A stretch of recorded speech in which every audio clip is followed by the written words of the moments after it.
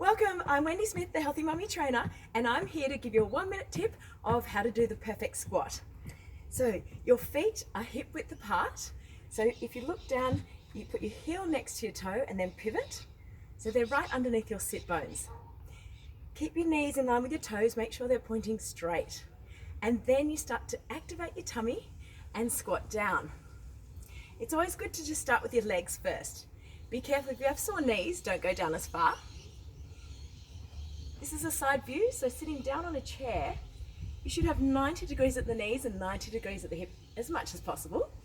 Your knees are in line with your heels and the body weight is going through your heels. So slightly raise your toes, sitting down and then coming up. If you want to, you should be able to come down so your backside is in level with your knees. Inhale, exhale. So that's the perfect squat, keeping your spine nice and straight and elongated. Relax your head, neck and shoulders, and then of course, deep breathing.